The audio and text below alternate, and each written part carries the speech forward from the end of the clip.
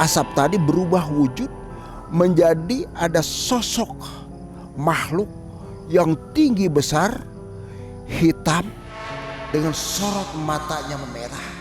Dan di sebelah kirinya itu dia memegang seekor binatang yang baru dilihat oleh Martin. Binatang tersebut aneh. Seperti, beruntung kamu cepat datang ke tempat saya. Bahwasanya istri kamu ini adalah menjadi target tumbal pesugihan Kirik Cungcang. 15 miliar gua tertipu, kata Rio ke Martin. Wah,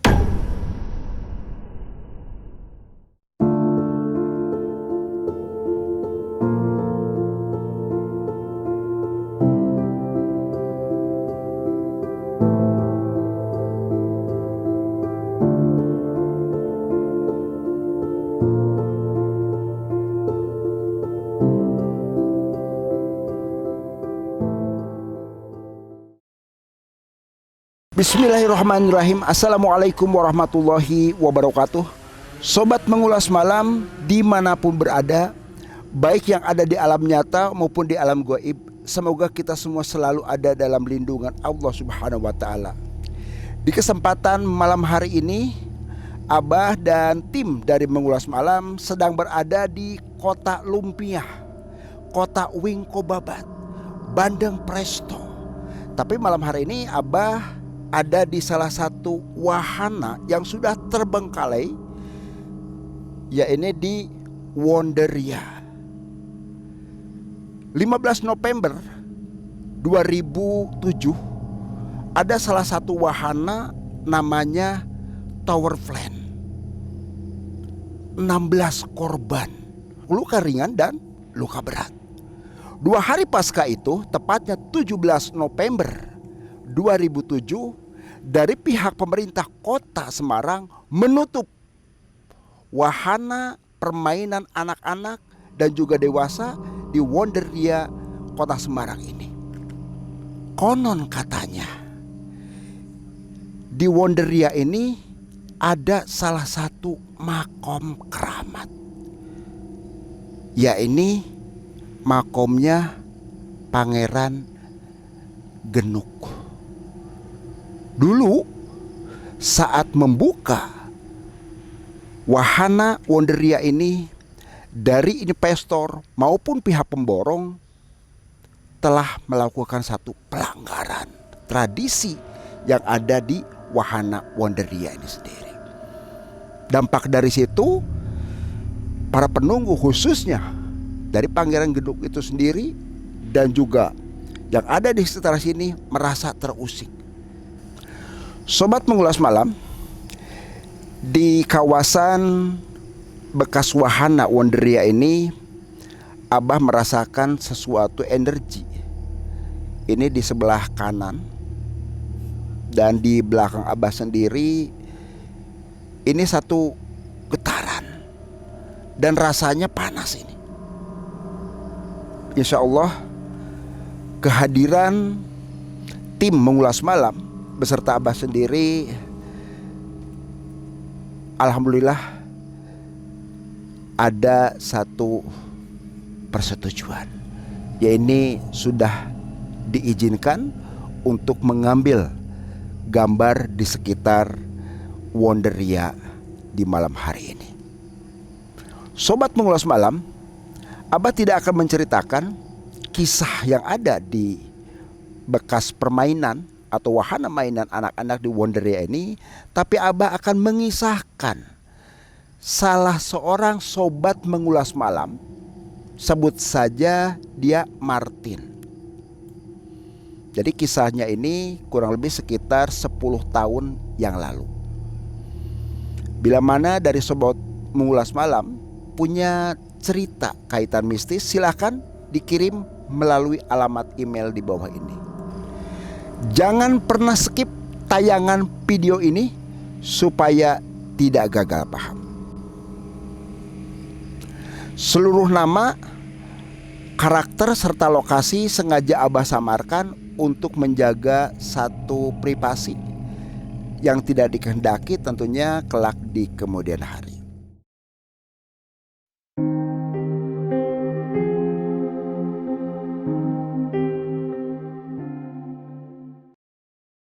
Martin ini adalah orang Semarang.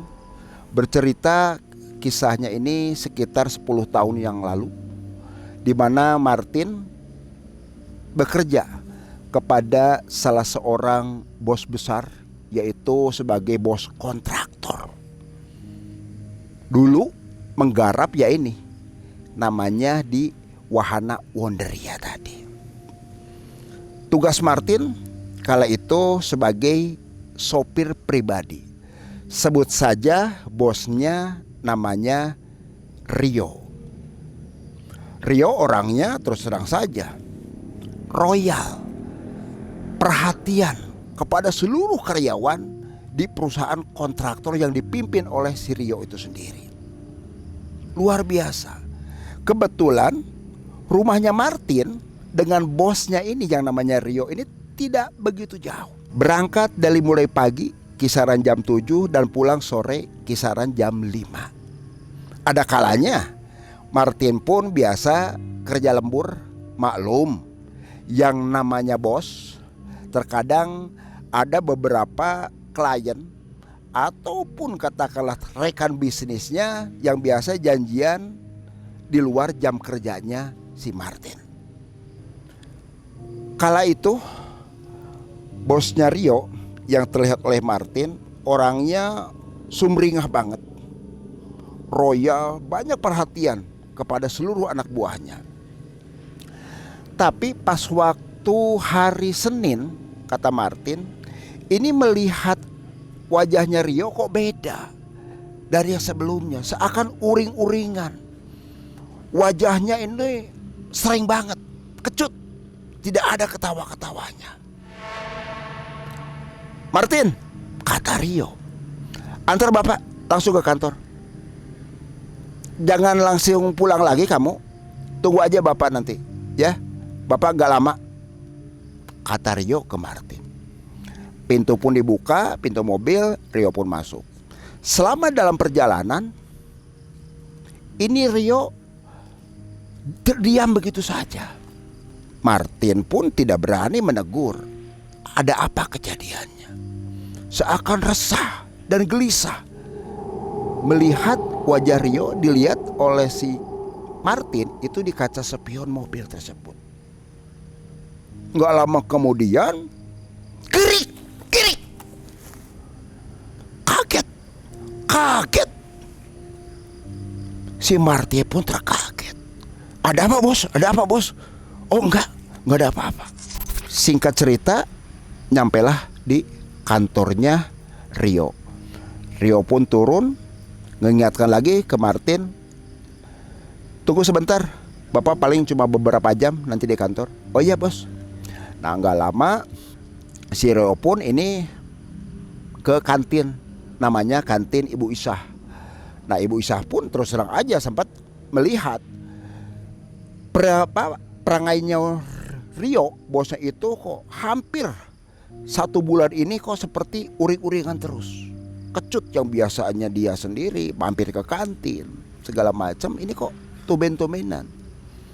Bu Isah pun nanya ke Martin, tapi ya Martin gak terlalu memikirkan, ya sudah bu, itu mah mungkin si bos lagi pusing apalah. Martin ngopi sambil ngerokok di kantinnya Ibu Isah. 3 jam kemudian Rio pun memanggil Martin. Gak lama langsung berangkat dari ruangan ataupun dari parkirannya si Rio tersebut. Nah terusan diantar ke rumahnya. Kisaran jam 10 malam, teleponnya Martin ini berdering. Diangkat sama Martin, dilihat sebelumnya, oh ternyata dari bosnya. Malam bos, ada perintah, kata Martin ke Rio. Martin, besok yo datang ke tempat saya jam 5. nanti Bapak antar ke luar kota. Oh siap bos. Ada rencana nginep nggak bos? Ya lo bawa aja nanti pakaian paling beberapa aja lah, kaos atau gimana. Oh siap bos, siap perintah. Setelah selesai itu telepon ditutup. Keesokan paginya kisaran jam 5 ini Martin sudah ada di rumahnya Rio. Mobil disiapkan segala macam. Gak lama kemudian Rio pun langsung keluar dari rumahnya dan menenteng tas. Martin berpikir, wah ini bos saya mungkin nanti mau nginep. Itu ke arah situ. Singkat cerita masuk perjalanan. Nah di saat perjalanan itu Rio menjelaskan kepada Martin bahwasanya tujuannya yaitu ke daerah Malang, Jawa Timur. Cuma sebelum menyampai ke daerah yang dituju, itu Rio suruh mampir dulu ke Ustadz, yaitu guru spiritualnya si Rio tadi. Martin pun bertanya, emang kenapa bos?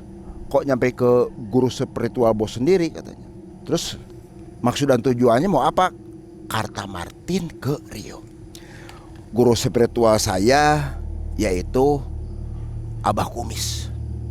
Orang mungkin lebih banyak mengenal yaitu Abah Jamrong, kata Rio ke Martin. Ya kamu kan tahu sendiri, saya ini lagi pusing, lagi ada masalah. Masalah gimana bos? Kata Martin kepo banget ini ke bosnya yaitu Rio. Lu tahu nggak? Gua ini tertipu oleh rekan bisnis gua sendiri. 15 miliar gua tertipu. Kata Rio ke Martin. Wah, siapa bos? Orang yang telah menipu bos sendiri. Kata Martin ke Rio.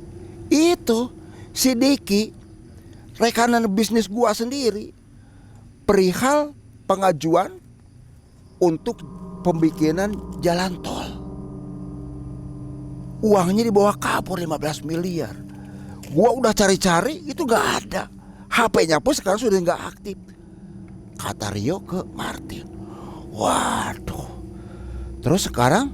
Ya iya, saya terus terang saja mau usaha. Usaha sendiri ya kita lakukan secara dohir dan juga secara batin juga. Gak lama kemudian perjalanan cukup jauh dari Semarang ke Malang. Singkat cerita nyampailah ke guru spiritualnya Rio. Yang disebutnya oleh Rio itu adalah seorang kiai. Turunlah Rio dari mobilnya. Gak lama kemudian datang guru spiritualnya Rio tadi. Tubuhnya tinggi, hitam, perawakannya itu sendiri, kulitnya pun itu hitam banget gitu aja. Jenggotnya segini, kumisnya aja baplang sampai udah keputih karena memang sudah sepuh dia sendiri. Si Ustadz tadi yang sebutnya Abah Jamrong itu langsung manggil, Rio sini masuk. Gak lama Rio pun masuk, diikutin oleh si Martin. Begitu masuk ke ruangannya atau ke rumahnya yang disebut guru spiritualnya Rio tadi, tengok kanan tengok kiri si Martin, kok ini bukan sekelas kiai kayaknya ataupun ustadz. Karena kalaupun kiai atau ustadz ini kan beda banget ini. Kok malahan saya sendiri merinding, kata Martin di dalam hatinya. Dilihat ternyata di ruang tengahnya, di ruang rumah tengahnya Ki Jamrong tadi, itu ada pusaka, keris, tombak, golok, itu berjajar semua di situ. Wah, ini sih dukun di benak Martin. Nggak lama kemudian Ki Jamrong pun yang disebutnya adalah guru spiritualnya si Rio tadi keluar pakai pangsi, celana hitam, pakaian hitam dan ikat kepala. Gak lama Rio diajak oleh si guru spiritualnya langsung ke mobil. Udah kita siap berangkat. Langsung aja berangkat bertiga. Berangkat bertiga, singkat cerita sampailah yaitu di Kota Malang. Bos, ini kemana ini teh Kota Malangnya? Kita mau ke Gunung Kawi, kata Rio menjelaskan ke Martin. Oh, Gunung Kawi. Martin juga terus terang saja, ini tidak paham Gunung Kawi itu untuk apa dan lain sebagainya. Rio menjelaskan si bosnya itu ke Gunung Kawi adalah untuk mencari usaha secara dohir dan batin gitu ke arah situ. Nah, si Martin disuruh nunggu mobil, gak lama, kurang lebih sekitar 4 atau 5 jam lah selesai dari Gunung Kawi. Itu mereka pun yaitu Ki Jambrong dan juga Rio itu langsung masuk ke mobil lagi. Masuk ke mobil, berangkatlah menuju rumahnya Ki Jambrong lagi. Jadi Rio itu mengantarkan lagi. Nah, gak lama perjalanan langsung pulang lagi ke kota Semarang. Setelah nyampe di rumahnya Rio, seperti biasa selesai ya Martin pun pulang. Setelah pulang ceritalah ke istrinya. Martin cerita bahwasanya dia telah mengantar bosnya yaitu Rio ke daerah Malang, tepatnya yaitu ke Gunung Kawi, yaitu tadi untuk perbaikan supaya permasalahan yang sedang menimpa bosnya Rio itu supaya bisa terselesaikan. Nina pun istrinya Martin menjawab, ya semoga aja Kang, bos kita ini masalahnya segera terselesaikan dan dapat solusi yang terbaik tentunya. Amin, kata Martin ke istrinya itu Nina. Seminggu kemudian pasca pulang dari Malang yaitu ke Gunung Kawi, Martin pun merasa terkaget. Banyak perubahan yang didapat oleh bosnya tadi. Begitu buka pintu garasi, terlihat oleh Rio ada 2 mobil baru. Wah, kaget Rio. Wah, si bos ini hebat banget ini. Setelah pulang dari Gunung Kawi, ini bisa ada mobil yang mewah banget ini. Gak lama si bosnya pun yaitu si Rio keluar dari rumah, senyum-senyum, sumringah banget, cerah wajahnya tuh. Martin pun bertanya, wah bos, hebat banget bos, lagi senang ya? Oh pasti, kata Rio ke Martin. Bersyukurlah setelah saya usaha dibantu oleh Ki Jambrong, ya. Buktinya saya dalam waktu yang singkat itu mendapatkan tender yang sangat luar biasa. Tuh lihat lu sendiri kan, mobil di garasi, mobil mewah kan sudah 2. Ini baru sebatas DP saja katanya. Oh kos itu. Nah, alhamdulillah kalau begitu bos, mudah-mudahan saja bos ini sendiri usahanya semakin berjaya terus ya. Jangan sampai nanti ada yang nipu-nipu lagi bos, kata Martin mengingatkan kepada Rio. Semoga aja lah Martin, usaha bapak ini selalu sukses dan juga tidak ada gangguan hal yang tidak diinginkan. Oh siap bos, yang penting rebes dan beres pokoknya bos, kata Martin ke Rio sambil tersenyum. 3 bulan pasca itu ada satu perubahan yang dirasa aneh oleh Martin. Di saat Martin lagi di rumah, kurang lebih sekitar jam 8 malaman lah, kebetulan di rumahnya si Rio atau bosnya itu tadi hanya ada istrinya dan juga pembantu. Sebut aja dia itu Mbak Ida. Mbak Ida nelpon ke Martin supaya datang ke rumahnya, yaitu ke rumah si bosnya. Halo Bang Martin, kata Mbak Ida gitu kan. Oh iya, kenapa Mbak? Tolong ke rumah, ini ibu sakit, tolong anterin ya katanya. Emang bapak kemana? Bapak nggak ada katanya. Oh ya sudah. Martin pun langsung berangkat ke rumahnya Rio. Lihat langsung ketemu ibunya, yaitu istrinya dari Pak Rio, yaitu Ibu Shirley. Martin bertanya, Bu, sakit apa Bu? Kata Martin ke Ibu Shirley, kepala saya ini sakit terus. Kayak sih migrain saya kumat lagi. Tolong ya, anterin saya ke biasa dokter pribadi, kata Ibu Shirley ke Martin sopirnya. Oh siap bos, berangkat aja. Setelah nyampe ke dokter pribadinya Ibu Shirley, diperiksa lah, dikasih obat. Gak lama kemudian mereka pun pulang lagi. Setelah diantar pulang, Martin balik aja ke rumahnya. Keesokan harinya itu melihat perubahan Ibu Shirley. Semakin lama bukannya ada peningkatan menuju kepada kesembuhan, tapi makin lama ini makin parah terus. 2 bulan, 3 bulan masih aja mengeluh gitu. Sampai menyampaikan ke Pak Rio, Pak, Mama tuh kok sakit begini terus-terusan gitu kan. Apa yang dirasa mah?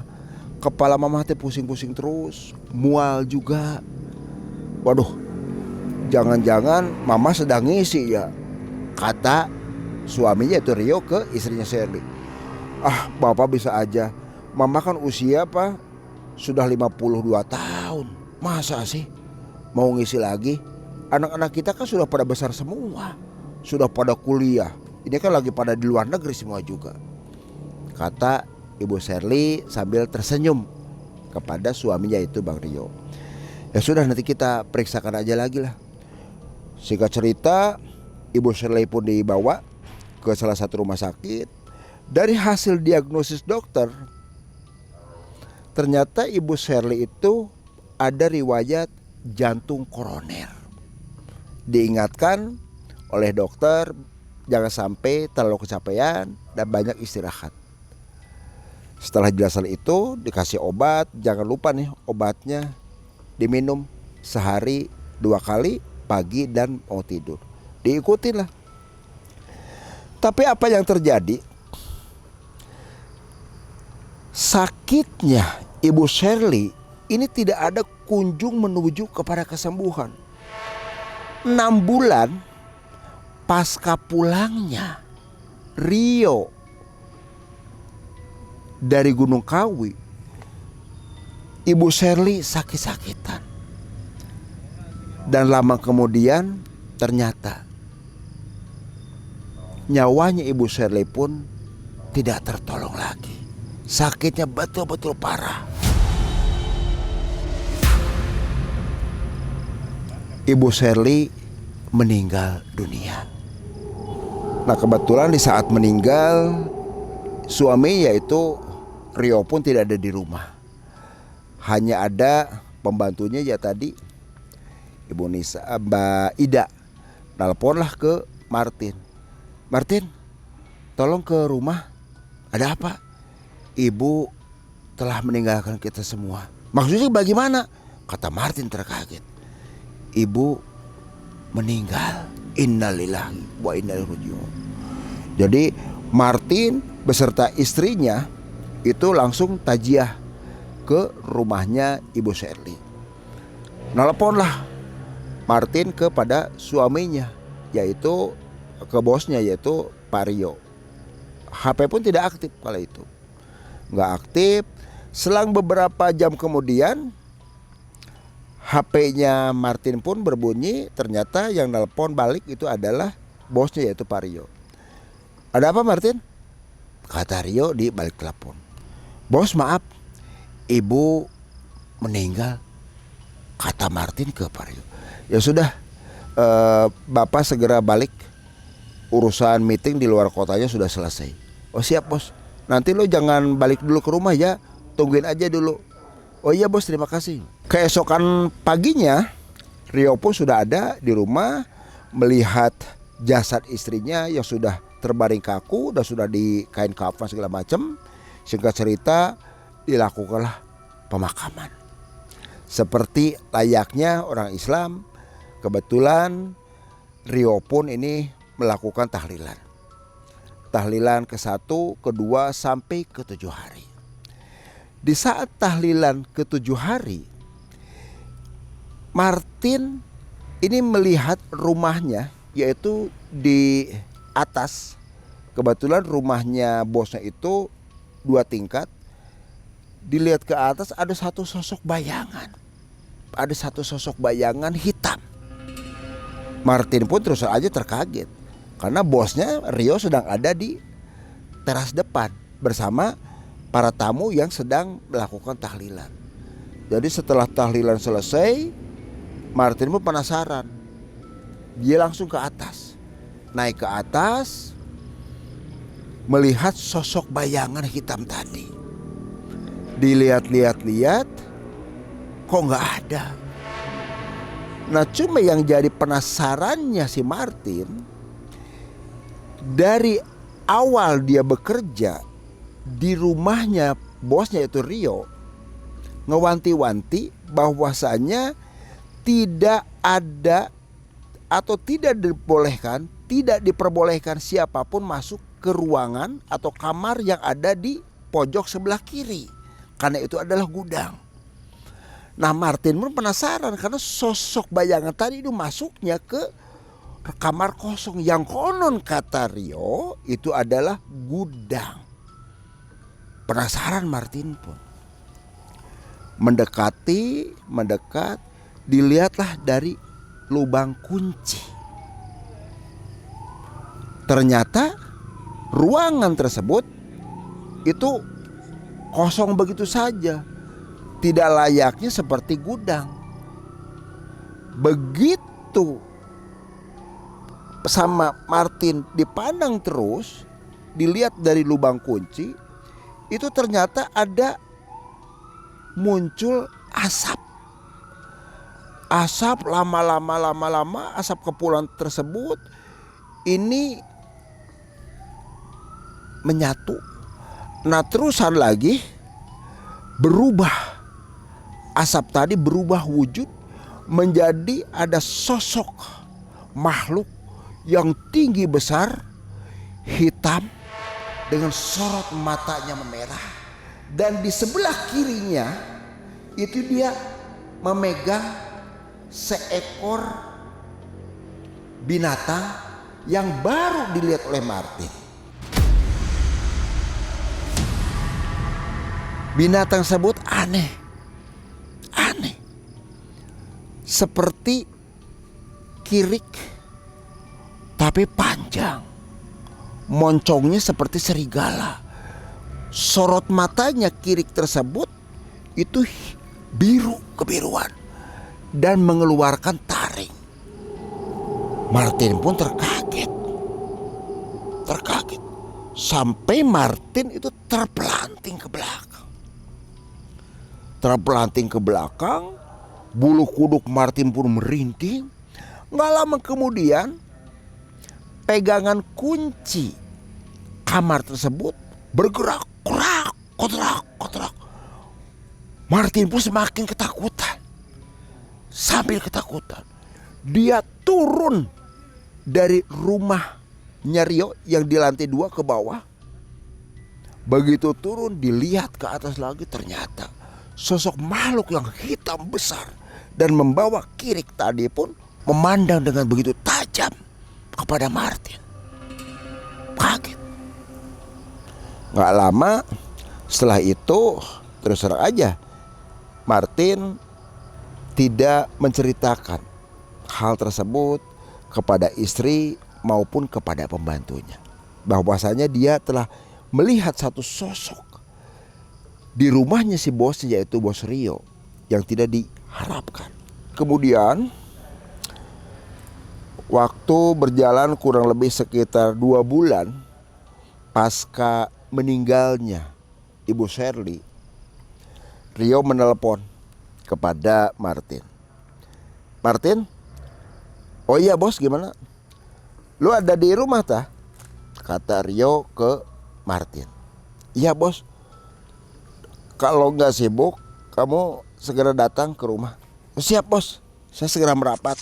Singkat cerita, Martin pun langsung datang menghadap ke Bapak Rio. Gak lama Pak Rio nyampaikan, Martin, oh siap bos. Pertama saya mengucapkan banyak terima kasih, Martin sudah mengabdi dan menemani saya beserta almarhumah istri saya selama kurun waktu 10 tahun berjalan.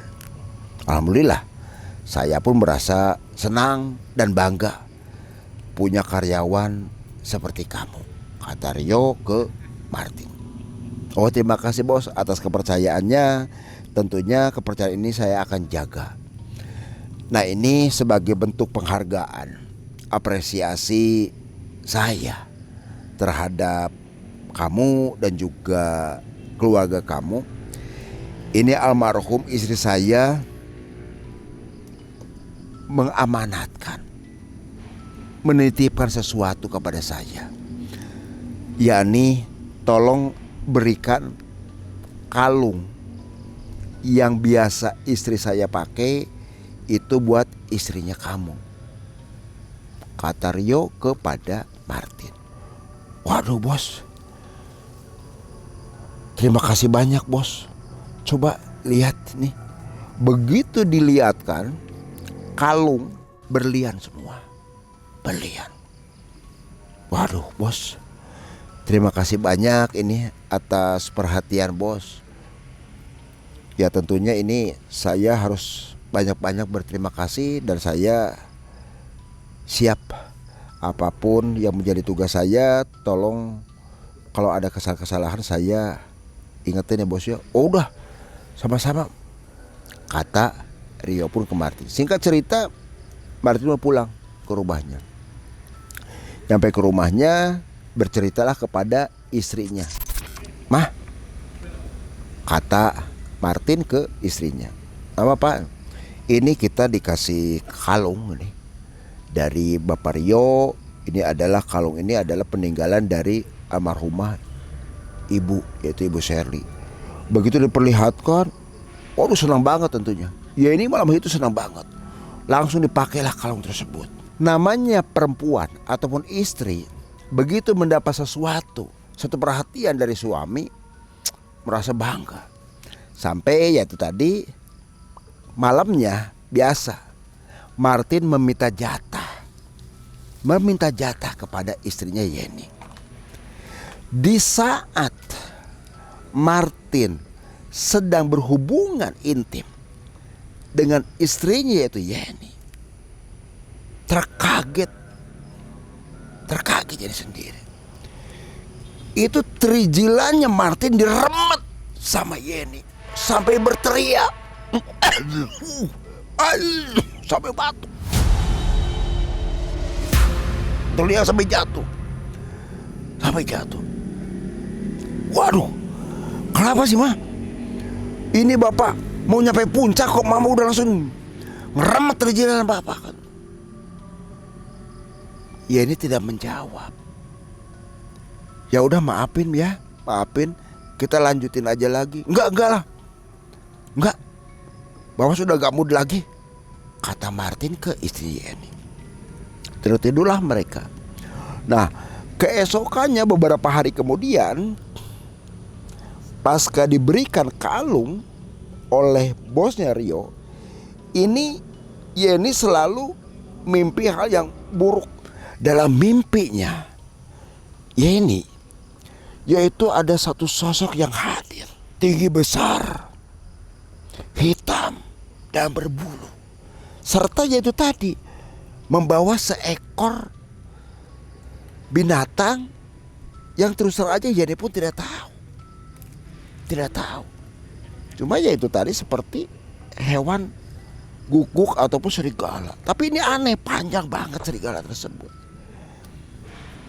Aneh banget. Mimpi terus, bermimpi aja terus-terusan. Sampai-sampai Yeni pun ini terus terang saja badannya pucat pasi karena nggak tidur terus sih, karena sering dikejar-kejar aja terus-terusan. Merasa dikejar-kejar, dihantuin terus, akan mau dicekik. Terus juga ada yang bawa golok, mau ditarik-tarik itu. Yeni tersebut. Nggak lama Yeni bercerita kepada suaminya Martin, "Pak, ini tolonginlah. Kok mama akhir-akhir ini sakit seperti ini terus. Berawal dari mimpi yang sangat takut buat mama sendiri. Tolonglah ikhtiar, cari obat ke sana atau gimana lah." Kata istrinya Yeni ke suaminya Martin. Dibawalah Yeni ke salah seorang ustadz, yaitu namanya Pak Hasan. Begitu Yeni dan Martin ada di rumahnya Pak Ustadz Hasan, Pak Ustadz Hasan menatap tajam wajah dari Yeni tadi. Sampai Martin pun bertanya, "Pak Ustadz, sakit apa ini istri saya tuh?" Pak Ustadz menjawab sambil pandangannya atau sorot mata dari Pak Ustadz Hasan pun tetap tajam kepada Yeni. "Itu kalung dapat dari mana? Kalung dapat dari mana?" kata Ustadz Hasan kepada Martin. "Kalung yang mana Ustadz?" Martin pun balik bertanya, "Itu kalung yang dipakai istri kamu." "Oh, ini pemberian dari bos saya Pak Ustadz. Kalung ini adalah yang sebelumnya dipakai oleh almarhumah bos saya, yaitu Ibu Shirley." "Emang kenapa Pak Ustadz?" kata Martin. Dalam benak pikirannya Martin, apa hubungannya antara sakitnya istrinya yaitu si Yeni dengan kalung yang diberikan oleh bosnya yaitu Rio. Copot kalung itu, serahkan ke bapak sekarang juga." Makin bingung saja ini Martin, terus saya makin bingung. Tapi ya mau apa boleh buat, itu dicopotlah kalung yang masih nempel di lehernya Yeni. Setelah dicopot, disekerahkanlah kalung tersebut kepada Ustadz Hasan. Begitu dipegang kalung tersebut sama Ustadz Hasan, terasa ada satu energi negatif. Panas, begitu panasnya kalung tersebut. Gak lama Ustadz Hasan menyampaikan, "Martin, beruntung kamu cepat datang ke tempat saya. Bahwasanya istri kamu ini adalah menjadi target tumbal pesugihan Kirik Cungcang." Setelah dijelaskan ke situ oleh Pak Ustadz Hasan, kaget Martin juga. Martin teringat perjalanan si bosnya Rio dari mulai usahanya yang pernah tertipu oleh rekan bisnisnya sampai sekian miliar. Terusan juga Rio sempat diantar oleh Martin yaitu ke Gunung Kawi. Pasca pulang dari Gunung Kawi, bosnya pun bisa mendapatkan mobil mewah, konon katanya hasil tender.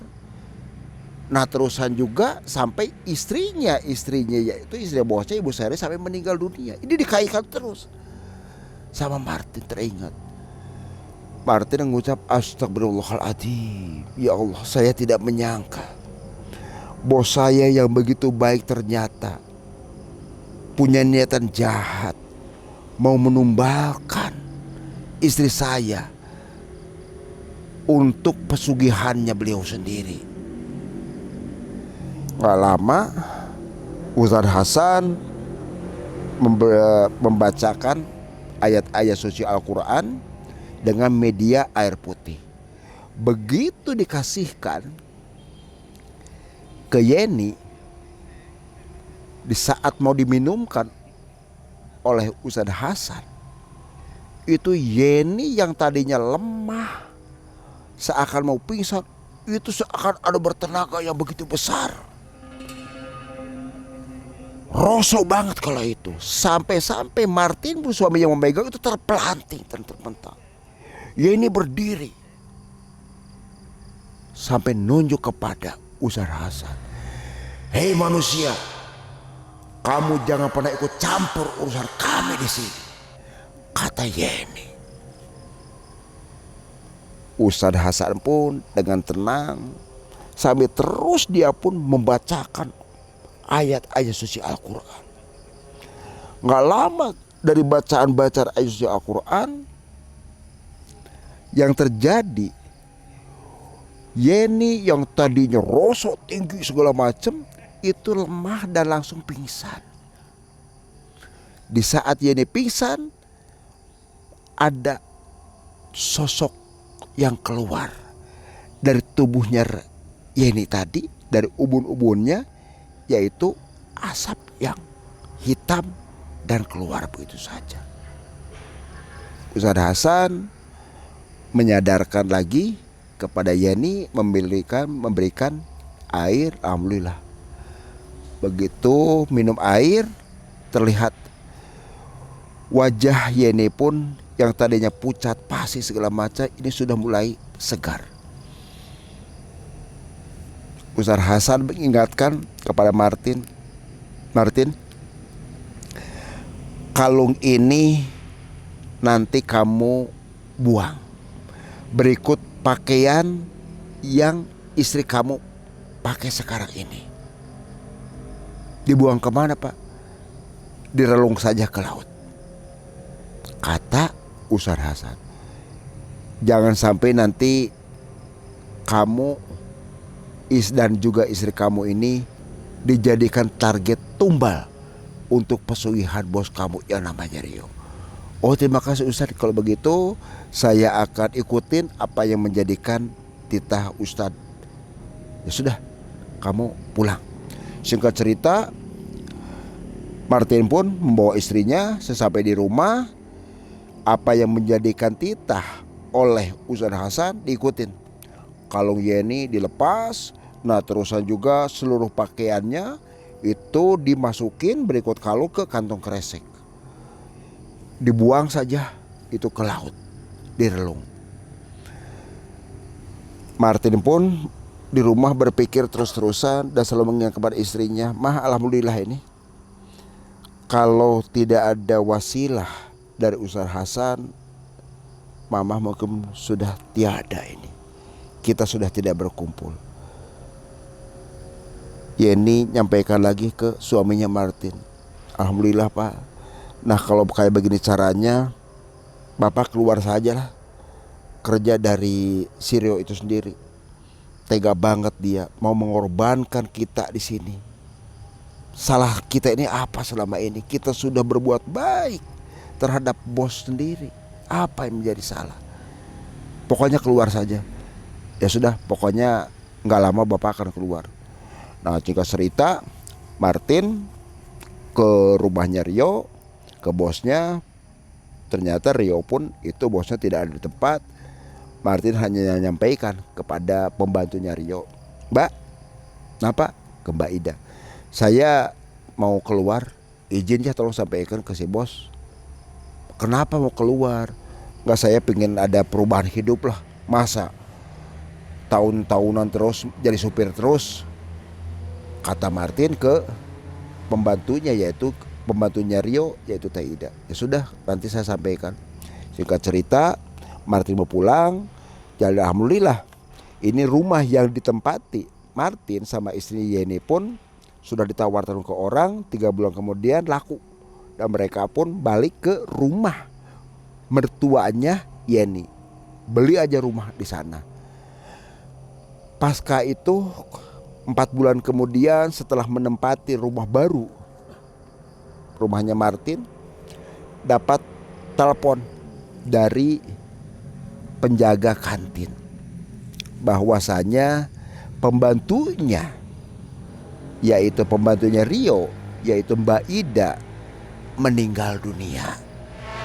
Meninggal dunianya ini kondisinya sangat memprihatinkan. Lehernya pun membiru seperti bekas cekikan, lidahnya pun menjulur keluar, bola matanya pun hampir dua-duanya pun keluar dengan rasa begitu ketakutan. Itu yang diceritakan oleh pemilik kantin ke Martin. Martin mengucap, semoga arwah almarhumah Mbak Ida husnul khotimah dan diterima amal ibadahnya oleh Allah Subhanahu wa taala, serta Allah pun mengampuni segala kehilapannya. Ternyata kalung yang sudah direlung ke laut oleh Martin itu pindah ada di lehernya Mbak Ida. Dan Mbak Ida lah menjadi target tumbal pesugihan kirik junjang yang dilakukan oleh bosnya, yaitu Bos Rio. Itulah Sobat Mengulas Malam, satu kisah yang dibagikan oleh Sobat Mengulas Malam, yaitu Martin dari kota Semarang. Kita bisa ambil satu hikmahnya. Allah selalu menguji kepada kita sebagai manusia. Ujian tersebut di saat kita kondisi senang, ataupun katakanlah ujian lagi di bawah segala macam, jangan pernah mengambil jalan pintas, jalan sesat, ingin meraup satu harta ataupun uang secara instan, tapi ngambilnya kepada hal yang tidak diinginkan, yaitu sudah melakukan hal yang musyrik. Tetap kita berusaha dan fokus berdoa kepada Allah Subhanahu wa taala. Ingat sobat, jangan pernah takut jin dalam bentuk apapun, geprek dengan keimanan dan ketakwaan kita kepada Allah Subhanahu wa taala. Ingat sobat, kamu tidak sendirian. Wassalamualaikum warahmatullahi wabarakatuh.